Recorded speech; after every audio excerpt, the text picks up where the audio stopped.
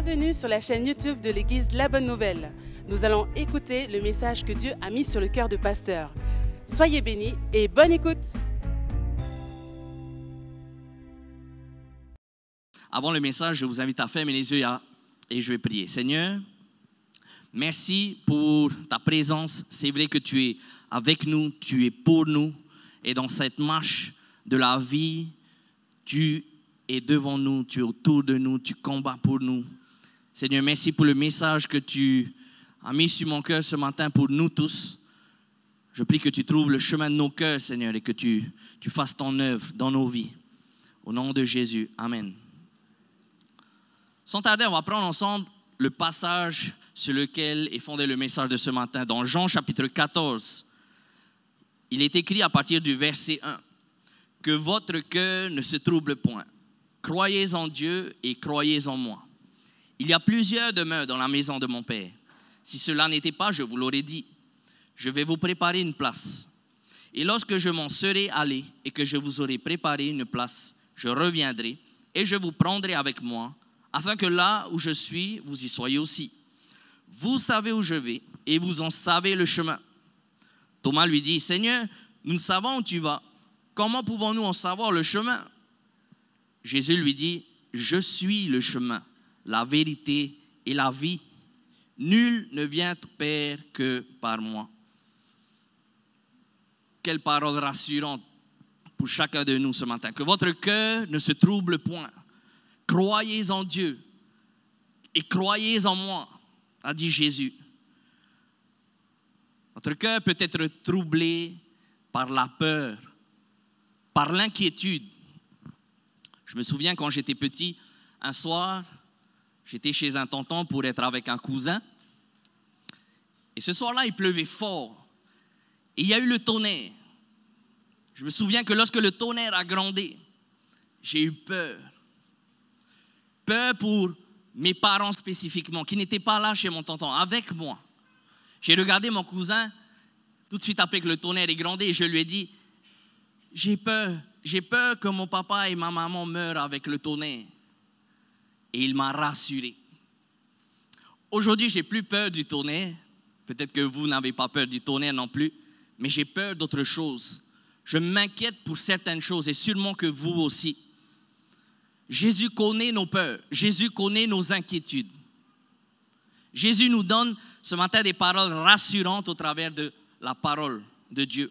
Des paroles rassurantes que nous devons nous rappeler lorsque nous avons peur, que nous nous inquiétons. Des paroles rassurantes pour nous rassurer, nous, personnellement. Jésus veut te rassurer ce matin. Les disciples de Jésus à cette époque, où il a prononcé les paroles que nous venons de lire dans le passage de Jean chapitre 14, ils avaient peur aussi. Parce que Jésus venait de leur dire qu'il allait s'en aller. Il venait de leur dire aussi que l'un d'eux allait le trahir. Et là, à l'idée du départ de Jésus, à l'idée de la trahison, ils ont eu peur. Son départ et la trahison ont provoqué chez les disciples la peur de l'avenir, la peur d'être seul, la peur de ne plus avoir la présence de Jésus, les soins de Jésus. Je crois qu'aujourd'hui, on peut tous, à un moment donné ou à un autre, se retrouver dans cette situation, dans cet état. On peut se retrouver avec la peur de l'avenir, la peur d'être seul, la peur de ne plus avoir la présence et les soins de Jésus en tant qu'enfant de Dieu. À cette époque, le départ de Jésus pourtant faisait partie du plan de Dieu, c'est-à-dire de sauver les hommes. Jésus allait partir, c'est-à-dire mourir au travers de sa crucifixion pour sauver les hommes.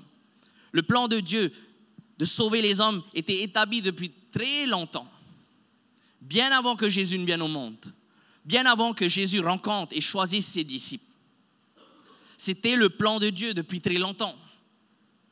Jésus était simplement en marche vers l'accomplissement du plan de Dieu, le plan du salut des hommes. Et les disciples à cette époque n'avaient pas bien compris quel était le plan de Dieu. Les disciples avaient entendu Jésus dire des paroles, mais ils n'arrivaient pas à comprendre totalement ce que Jésus voulait vraiment dire. Donc les disciples ont eu peur de se retrouver seuls, sans Jésus. Ils avaient peur, mais Jésus leur a dit, et il nous dit aussi ce matin, il nous rappelle que votre cœur ne se trouble point. Croyez en Dieu et croyez en moi, dit Jésus. Donc voici le titre du message de ce matin. En Jésus, je suis en paix. Dites-le avec moi. En Jésus, je suis en paix. Être troublé et avoir peur peut avoir des effets négatifs. Je ne vais pas aller très loin dans le domaine scientifique. Juste le fait d'avoir peur, d'être troublé, peut nous réveiller en pleine nuit et nous empêcher de nous rendormir. Est-ce que ça vous est déjà arrivé de vous réveiller en pleine nuit et là vous êtes envahi de peur et d'inquiétude et vous n'arrivez plus à vous rendormir? Plusieurs fois ça m'est arrivé. J'ai eu peur de l'avenir, j'ai eu peur à cause d'une situation, à cause d'une relation, j'ai eu peur à cause d'un problème en particulier. Et là, l'esprit est à fond. Et le corps, il n'est pas à fond, il est fatigué. Il ne suit pas. Du coup, je n'arrivais plus à dormir jusqu'à quelques minutes avant mon réveil. J'arrivais finalement à dormir juste 30 minutes avant mon réveil. Et là, 30 minutes après mon réveil qui sonne, je n'ai pas beaucoup dormi. Je pense qu'il y en a qui se reconnaissent. Et là, tu dois te lever pour te préparer. La journée commence, mais tu es fatigué physiquement, mentalement. Être troublé et avoir peur peut avoir des effets très négatifs. Et dans leur peur, Jésus a rappelé à ses disciples de l'époque, et il nous rappelle ce matin, encore une fois, que votre cœur ne se trouble point. Croyez en Dieu et croyez en moi. Croire en Jésus, voilà le médicament de la peur, pour la peur. Perso, je suis tellement reconnaissant pour l'avancée et l'évolution de la médecine. Aujourd'hui, nous avons des médecins spécialisés, des médicaments spécialisés. Il y a des médecins pour les enfants, des médecins pour les maladies de la peau, des médecins pour les maladies du cœur. Aujourd'hui, on a des médicaments spécialisés, par exemple pour les maux de gorge, des médicaments pour les allergies, des médicaments pour les maux de tête. Merci Seigneur pour les médecins et les médicaments. Je crois que le Seigneur utilise aussi les professionnels et ses moyens pour nous guérir. Je veux dire ce matin, c'est sage aussi d'aller voir un médecin et de prendre ses médicaments quand on est malade. Je crois qu'il est très sage d'aller à Jésus, d'aller dans la parole de Dieu pour trouver en Jésus la vie et la guérison dont nos cœurs ont besoin. Ce matin, Jésus nous ramène dans la parole de Dieu afin de nous rappeler que croire en lui est le médicament pour nos cœurs remplis de peur. Jésus nous dit que votre cœur ne se trouble point. Croyez en Dieu et croyez en moi. Et dans ce passage, le temps qui est utilisé, le temps que Jésus a utilisé pour le verbe croire, montre que Jésus nous invite à une action qui est continue. Nous sommes appelés à continuellement croire en lui. À tout le temps croire en lui. En tout temps croire en lui. Toujours croire en lui. Peu importe ce qu'on vit, que nous soyons dans la tempête ou sous un ciel bleu, que nous comprenions ou pas ce que nous vivons et traversons. Des fois, nous ne comprenons pas et nous arrivons à nous dire des choses comme « tout est perdu ». Ça n'a pas de sens. Eh bien, Jésus nous invite à croire en lui. Nos peurs sont peut-être fondées sur une situation réelle, une maladie, un divorce, une faillite, une perte d'emploi, un besoin matériel ou un besoin financier. Et Jésus nous dit, crois en moi quand même. Jésus nous dit, crois en moi quand même parce que je gagne toujours. J'ai vaincu le monde. Je trace un chemin là où il n'y en a pas. J'ai tracé un nouveau chemin par mon sacrifice parfait. Rien ne m'empêchera de pourvoir. J'ai acquis le salut à la croix. Rien ne pourra m'arrêter. J'ai vaincu la mort et le diable. Croyez en moi. Croyez en Jésus. Croyons en Jésus et regardons à l'avenir avec espoir en lui. Est-ce que vous croyez que l'avenir avec Jésus est rempli d'espoir?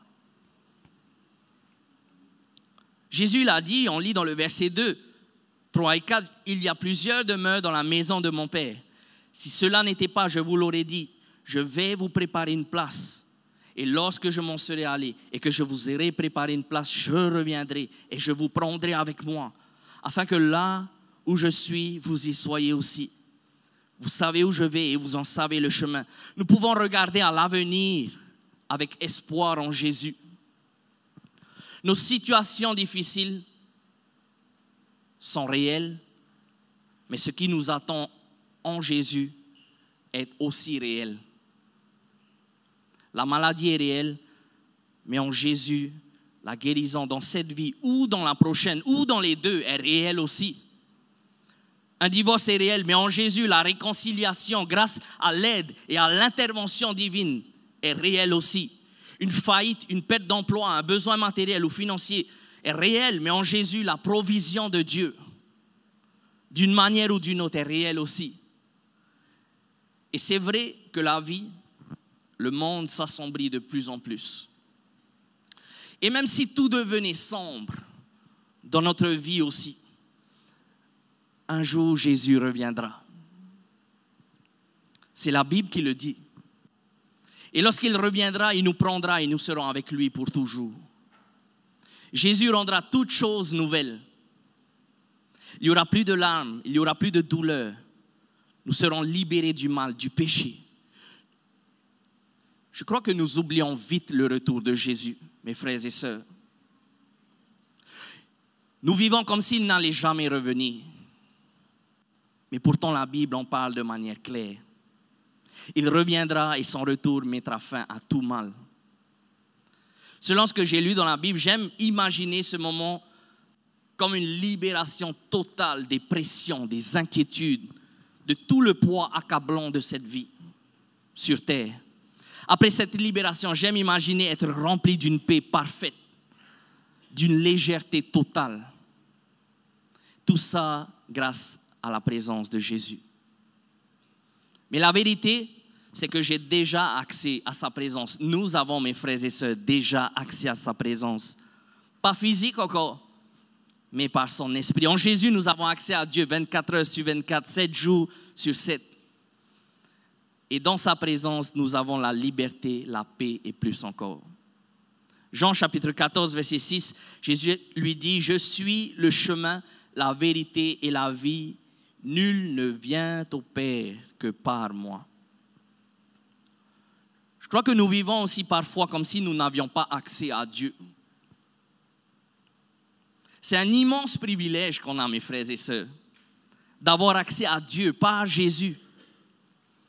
Dieu, le Dieu de l'univers, le créateur de toutes choses, le seul et unique Dieu vivant, le Tout-Puissant, nous donne accès à lui par son Fils Jésus. Non seulement il est accessible en Jésus, mais en plus lorsque nous allons à lui en Jésus, nous n'y allons pas en tant qu'invités simplement. Mais par Jésus, en Jésus, nous y allons surtout en tant qu'enfants de Dieu. Jean chapitre 1, verset 12 à 13 nous dit, « Mais à tous ceux qui l'ont reçu, à ceux qui croient en son nom, il a donné le pouvoir de devenir enfants de Dieu, lesquels sont nés non du sang, ni de la volonté de la chair, ni de la volonté de l'homme, mais de Dieu. » En d'autres mots, ceux qui ont reçu Jésus, ceux qui croient en Jésus deviennent enfants de Dieu. Jésus est mort sur la croix pour nos péchés, pour nous sauver et nous réconcilier à Dieu. Il a tout fait pour que nous ayons accès à Dieu. Nous ne gagnons pas ce statut d'enfants de Dieu. Jésus l'a obtenu pour nous au travers de la croix. Nous ne payons pas pour avoir ce statut. Jésus a payé pour nous. Nous ne méritons pas ce statut. Jésus a tout fait pour que nous l'ayons. Lorsque nous croyons en Jésus et que nous le recevons, il nous donne d'être enfants de Dieu. Et un enfant de Dieu n'est jamais seul. Dites-le avec moi, jamais seul. Jamais seul. Tu n'es pas seul. Tu as peur, mais tu n'es pas seul. Il est là. Il prend soin de ses enfants. Avoir les soins de Dieu, c'est wow. Il y a longtemps, quand j'étais à fond dans le surf, j'ai fait la connaissance d'une famille californienne ici à Tahiti. On avait tellement bien sympathisé qu'au bout de quelques jours, ils ont commencé à me considérer comme un membre de leur famille. Et je vais vous expliquer ce que j'ai eu comme privilège à cause de ce statut qu'ils m'ont donné. Ils m'ont invité lors de leur séjour en Polynésie et ils ont payé un tour pour moi avec eux à Rangiroa sur un yacht pendant une semaine. Je me souviens toujours quand je suis arrivé sur le yacht, il y avait le Tahitien qui m'a accueilli après que les amis californiens sont montés. Et quand il m'a accueilli, j'ai dit « Hey Yorana !» Il m'a regardé, il a dit « Tu parles tahitien ?» Puis j'ai dit « Ouais, je suis d'ici. » Et comment t'as fait pour venir sur ce yacht? Et j'ai dit « On m'a invité, ils m'ont invité. » La famille m'a aussi invité à aller chez eux à Newport Beach, dans un quartier chic. Et parce qu'ils connaissaient des gens importants, ils ont eu un accès pour moi aux entrepôts des marques de surf réputées comme Volcom, Hurley, Billabong. Et dans ces entrepôts, je vous explique, étaient exposés les derniers modèles de vêtements à très très bas prix. C'était le genre d'endroit fermé au public, donc c'était privé. En arrivant, il fallait donner ton nom et ils allaient vérifier, ils avaient une liste. Et si tu étais sur cette liste, tu pouvais entrer dans l'entrepôt. Et grâce à ma famille californienne, j'étais inscrit sur les listes à chaque fois. Par eux, j'ai fait la connaissance du patron d'une grande marque de surf californienne. Et parce que le patron aimait bien mon style de surf, il m'a sponsorisé. Du coup, en tant que sponsorisé, j'avais accès à l'entrepôt de cette marque. Et cette fois-ci, je pouvais prendre les vêtements que je voulais et tout était gratuit. Vous imaginez pour le petit Haïtien, what? C'était wow. Ce que j'ai le plus aimé, j'avoue, c'était d'avoir accès à leur réserve de nourriture. En fait, ils avaient une grande maison et au lieu d'avoir comme nous un frigidaire, eux, ils avaient un frigidaire que pour les viandes, un frigidaire que pour les fruits et légumes, un frigidaire que pour les jus et les limonades, un frigidaire, et c'était mon préféré, que pour les ice cream. J'étais tout le temps dans ce frigidaire. Can I have? Je pourrais avoir? Yes. Oui, vas-y. En tant qu'enfants de Dieu, nous avons accès à Dieu et aux réserves de Dieu. Je veux dire ce matin, Dieu a une réserve de paix illimitée. Dieu a une réserve d'espoir illimitée. Dieu a une réserve de force illimitée. Lorsque tu vas à Dieu dans la prière, tu accèdes à sa présence, à son esprit, à ses réserves. Vers quelle réserve est-ce que tu te tournes? Peut-être que tu t'es tourné vers Dieu un jour, mais les autres jours, tu t'es tourné vers autre chose. Et ainsi, tu t'es détourné de Dieu et de ce qu'il avait pour toi. Des fois, ça peut être subtil. Des fois, on se tourne, il y en a vers des choses comme l'alcool, le jeu, le travail, les amis. Ça peut être subtil parce que des fois, on se tourne vers la famille, l'époux, l'épouse, les enfants. Je dis subtil parce que ce ne sont pas des choses mauvaises en soi. Ce sont des personnes que Dieu nous appelle à aimer. Mais lorsque ces personnes deviennent notre principale et première réserve, première source, alors Dieu n'est plus à sa place. Et c'est là le danger. Le danger pour notre foi en Jésus, le danger pour notre bien personnel, le danger pour ceux qui nous entourent. Pourquoi? Parce que les personnes sont limitées. Pas Dieu.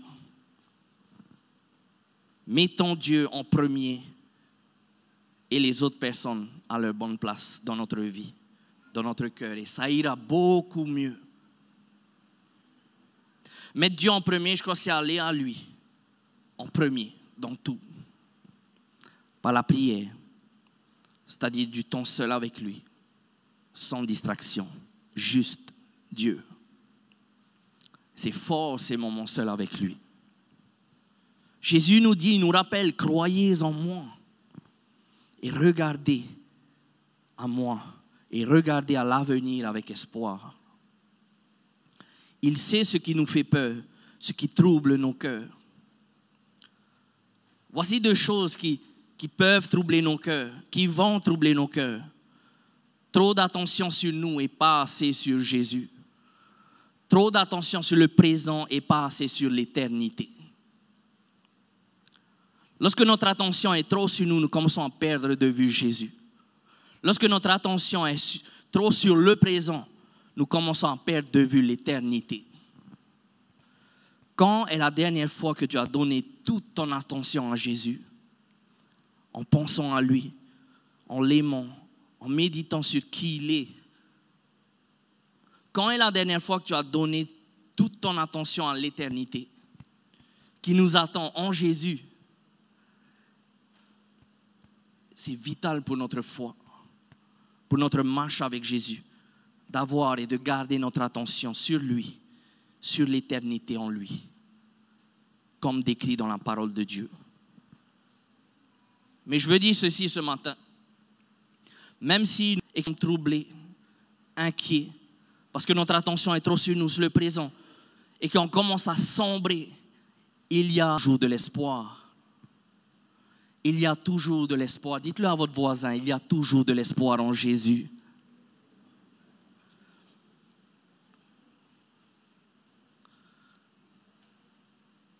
Oui, il y a toujours de l'espoir en Jésus.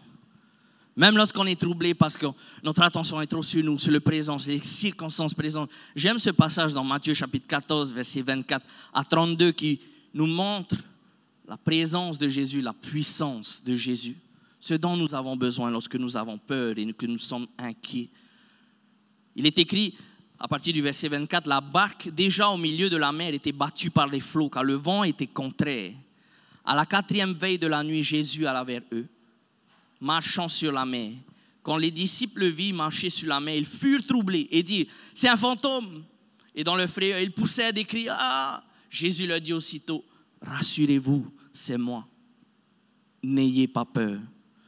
Pierre lui répondit, Seigneur, si c'est toi, ordonne que j'aille vers toi sur les eaux. Et il dit, viens. Pierre sortit de la barque et marcha sur les eaux pour aller vers Jésus. Mais voyant que le vent était fort, il eut peur. Et comme il commençait à enfoncer, il s'écria, Seigneur, sauve-moi. Aussitôt, Jésus étendit la main, le saisit et lui dit, homme de peu de foi, pourquoi as-tu douté? Et ils montèrent dans la barque et le vent cessa. Au début de ce passage, on voit Jésus rassurer ses disciples qui sont troublés. Et ensuite, on voit Jésus sauver son disciple Pierre, qui est troublé, qui est en train de couler. Même lorsque nous sommes troublés, que nous coulons, il y a de l'espoir en Jésus. Aucune vague n'est trop grosse pour Jésus. Aucun vent n'est trop fort pour Jésus. Aucune mer n'est trop déchaînée pour Jésus. Dans la tempête, Jésus fait ce qu'il veut. Il peut même jouer sur les vagues. Qu'est-ce qui s'est passé il y a quelques semaines? Il y a eu la dépression Nat qui est passée en Polynésie française. Et les déplacements en mer étaient interdits pour tous. Parce que sinon, on risquait d'avoir des problèmes. Donc, qu'est-ce qu'on a fait? On est resté sur terre. Ce qui m'interpelle, c'est que ce jour-là, dans le passage qu'on vient de lire, les vents étaient forts et les vagues aussi. La Bible dit que Pierre, qui marchait sur l'eau, parce que Jésus l'y avait invité, pour aller vers Jésus, il a eu peur en voyant le vent. Pourtant, pour ceux qui ne savent pas, Pierre était un pêcheur professionnel avant de suivre Jésus. Il avait été plein de foi en mer. Il était expérimenté. Donc, pour que quelqu'un d'expérimenté comme lui ait peur, c'est que le vent était très fort et que la mer était déchaînée. Mais face à son expérience de la mer, il y avait Jésus, le maître de toutes choses. Jésus, lui, marchait sur la mer. J'ai eu à cœur de dire ce matin à quelqu'un qui m'entend, ne compte pas sur ton expérience, compte sur Jésus. Même si tous les éléments montrent que rien ne va, que c'est la fin. En Jésus, il y a de l'espoir. Aujourd'hui comme pour demain. Regarde à Jésus. Appelle-le. Jésus est au-dessus de tout. Il est au-dessus de la nature, il est au-dessus de l'univers, il est au-dessus des autorités de ce monde. Il est au-dessus de tout ce qui existe. Il est le maître de toutes choses. Ce qui nous submerge ne pourra jamais le submerger. Il suffit de regarder à lui et de l'appeler à l'aide. Parce que Jésus veut t'aider. Il va t'aider, il veut te secourir. Pourquoi? Parce qu'il t'aime. Parce qu'il veut ton plus grand bien. Jésus est là, il veut t'aider, mon frère, ma soeur. Il nous rappelle, crois en moi, regarde à l'avenir avec espoir en moi, appelle-moi à l'aide, tu ne seras jamais seul. Il ne veut pas que tu sois seul, il ne veut pas que tu restes seul. Il veut être avec toi, il veut être dans ton cœur, dans ta vie, en tout temps. Un jour, un couple a décidé de partir en voyage seul, sans leurs enfants, pour quelques jours, afin de fêter leur anniversaire de mariage, le 15e anniversaire de mariage. Et pour le coup, ils ont confié leurs 2 fils à la maman du mari. Le matin du départ, ils sont allés faire le dernier bisou, câlin à leur fils, et ils sont partis. En voyage, en amoureux. Du coup, au réveil, les fils, tout excités de ce qui les attendait avec leur grand-mère, ont commencé à courir dans tous les sens. Même s'il pleuvait ce jour-là, ils ont commencé à regarder des dessins animés, à s'amuser, à jouer à des jeux, à dessiner. La grand-mère qui leur a offert des cadeaux surprises, à jouer avec eux. Et finalement, ils sont quand même allés à la piscine. Donc, c'était vraiment une journée remplie d'excitation. Mais à la fin de la journée, les gars sont tout fatigués. Même s'ils s'étaient bien amusés, même s'ils aimaient leur grand-mère, ont réalisé que maman et papa n'étaient plus là. L'un des fils, qui s'appelait Josh, a commencé à pleurer ses parents, à pleurer encore et encore et encore. Il n'arrivait plus à s'arrêter de pleurer. La grand-mère raconte qu'il s'est même endormi la bouche ouverte parce qu'il n'arrivait plus à arrêter de pleurer. Son frère, Nate, ne faisait que de penser à ses parents et répétait à sa grand-mère, « Grand-mère, ma maison me manque, mes parents me manquent, pourtant je suis chez toi, pourquoi ?» Elle l'a pris dans ses bras, elle l'a mis au lit et l'a rassuré au mieux. 5 jours plus tard, les parents sont revenus, les fils, tout joyeux de revoir leurs parents. Maman et papa étaient là et dans leur présence, ils étaient à la maison. Je crois que c'est dans la présence de Dieu que nous sommes aussi rassurés et comme à la maison. J'aime ce passage et je termine dans Psaume chapitre 27, versets 3 à 4, qui nous montre la présence et la puissance de Dieu pour nous rassurer. Si une armée se campait contre moi, mon cœur n'aurait aucune crainte. Si une guerre s'est levée contre moi, je serai malgré cela plein de confiance. Je demande à l'Éternel une chose que je désire ardemment. Je voudrais habiter toute ma vie dans la maison de l'Éternel pour contempler la magnificence de l'Éternel et pour admirer son temple. J'invite les musiciens à revenir.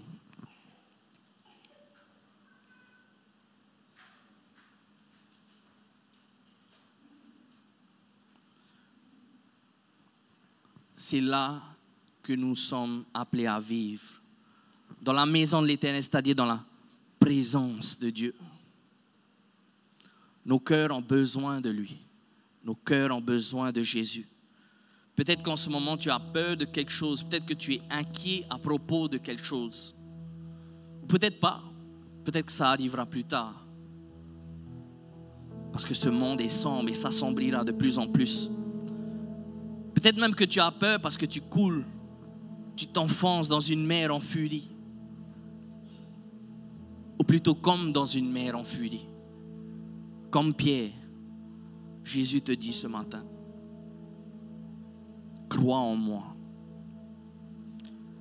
Regarde devant avec espoir en moi, tu peux m'appeler à l'aide.